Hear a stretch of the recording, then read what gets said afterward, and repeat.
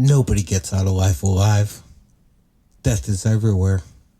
We carry it with us everywhere we go. In almost any tragedy or disaster, we find it.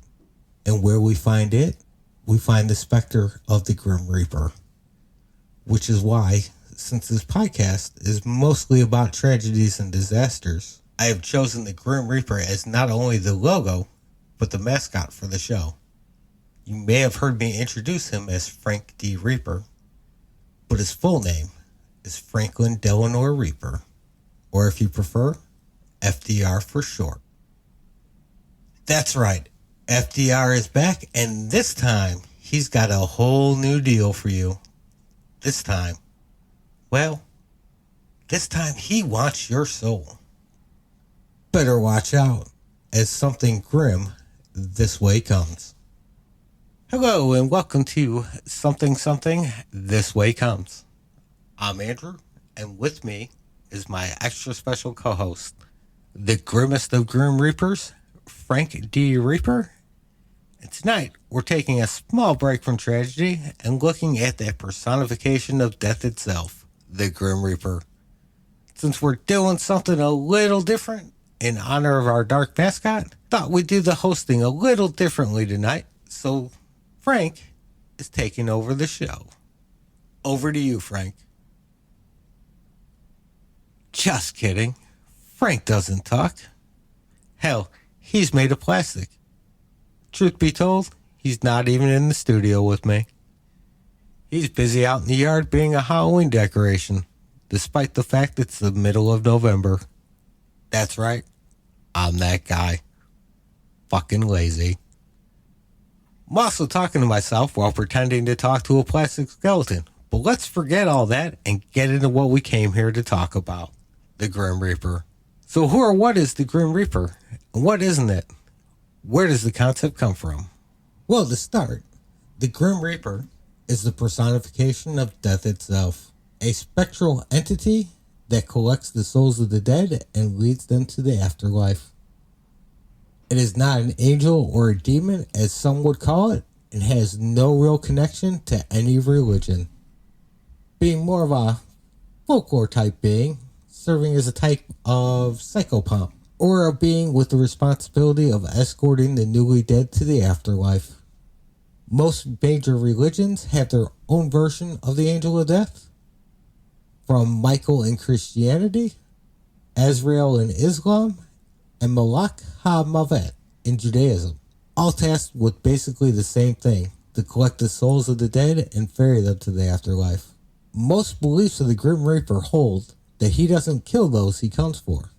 He simply waits and watches his hourglass. As soon as the last sands fall, he collects the soul as the body dies, using his scythe to sever the last connections between body and soul, while others claim with the wiggle of one bony finger, he can kill the intended victim by separating their soul from the body.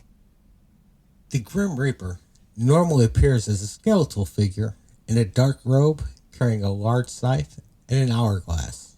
Each item stands as a type of symbolism, with the skeletal figure representing the decay associated with death, the long black cloak coming from black being associated with death and mourning, since black is traditionally worn during funerals and the corpse is transported in a black hearse or carriage. Also, to give the Reaper an aura of mystery and menace. We fear what we can't see, so the Reaper hides in the shadows of his cloak to play on that fear. And I'm willing to bet he plays one hell of a game of peekaboo. You gaze into that dark hood, and from the shadows a grinning skull pops out yelling, "Boo!" You drop dead, and he rips out your soul and goes on his merry way. In some early depictions, the Reaper doesn't have his now iconic scythe. He was often shown with arrows in his bony hand, or a sword, spear, or crossbow. Over time, these would fall to the wayside and be replaced with the scythe to represent the harvesting of souls for the trip to the hereafter. And finally, the hourglass to remind us our time is always passing, and when the final sand falls from the glass, the Reaper will be waiting to claim us. As long as people have existed, we've had a strange fascination with death and dying. The great unknown. The biggest mystery. There's always been some personification of death, from the Greek god Thanatos, an offspring of Nyx, and sometimes appearing winged with and without a beard. Always a handsome face, as he represented a gentler death as he ferried the souls of the dead to the ferryman Chiron to cross the river Styx. And the Norse Valkyries, the choosers of the slain. These beautiful women would choose from the fallen on the battlefield and take them to Valhalla, where they would fight and party every day until they were called upon to fight alongside Odin during Ragnarok. The earliest known imagery of death appearing as an animated skeleton dates back to manuscripts from the mid-12th century of a moral story with the super short name of The Legend of the Three Living and the Three Dead. There are multiple variations of the story, and it all mainly depended on what country you lived in or what language you spoke. The basic premise of the story is three noblemen are traveling through the woods on a hunt when they come across three corpses in varying states of decay, yet still moving about as if living. The noblemen are shocked and dismayed at the sight when they see the corpses vaguely resemble them. The corpses berate and belittle them for wasting their lives on frivolous pursuits, and they change their ways before it is too late. People's image of death would slowly turn from beautiful young men and women to something grotesque and horrifying when the Black Death swept through Europe, killing nearly a third of the population of Europe, with some cities seeing as many as 1 in 5 people killed by the plague. The dead were left to rot, bloated with decay, and blackened by plague in the street, as there was a constant pall of mourning that hung over Europe. Artists would often depict skeletons armed with a variety of weapons, dancing through the streets among plague victims, or riding white horses pulling wagons full of the dead. Eventually, the image of a black-cloaked figure would appear to lead these ghastly processions through the streets. These figures, while reminiscent of the plague doctors with their black cloaks and white masks, would be the first images of the modern Reaper. It wouldn't be until 1847 when the name Grim Reaper would first appear in English in the book The Circle of Human Life in this quote. All know full well that life cannot last above 70, or at the most 80 years. If we reach that term without meeting the Grim Reaper with his scythe, there or thereabout, meet him we surely shall. This image of the Reaper would persist until the modern day, where the Reaper would appear all over pop culture, from books to movies, comics, and video games. The Grim Reaper is everywhere, sometimes as the frightening visage he's been since the 14th century, other times appearing as regular people with Grim Reaper being a job title, such as one of my favorites, Showtime's Dead Like Me, a series that ran for 2 seasons in the early 2000s.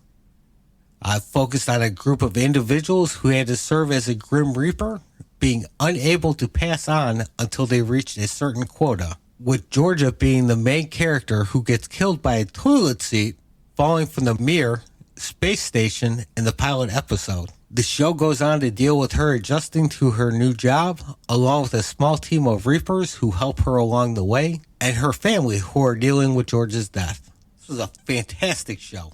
Loved it. Wish they would have made more. They did end up making a follow-up movie in 2009 with most of the original cast. In Bill and Ted's Bogus Journey, the Reaper attempts to drag Bill and Ted to hell, but they escape by giving them a wedgie and end up winning their lives back by beating death in board games like Clue and Battleship, which is an interesting throwback to the numerous stories of people cheating death and escaping that have appeared throughout history. And of course, Family Guy, where the Reaper has appeared numerous times, and he's less grim and more of, well, a dud. Still living with his mom, can't keep a girlfriend. So a bit of a loser. But he does cause havoc in the lives of the Griffins, so he can definitely keep coming back. Not be remiss if I didn't mention the movie The Seventh Seal, a classic Swedish 1957 film often considered one of the greatest films made, featuring a knight played by Max von Sydow, who encounters Bang Ekerot's death after returning home from the Crusades and finding the plague had ravaged most of Europe. He challenges death to a game of chess, believing he can survive as long as he continues. he ends up losing, and Death tells him when next they meet, it will be the end.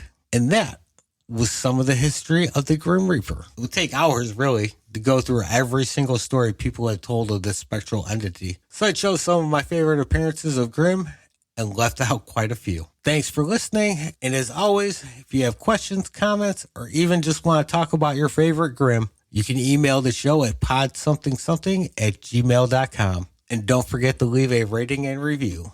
Thanks and goodbye.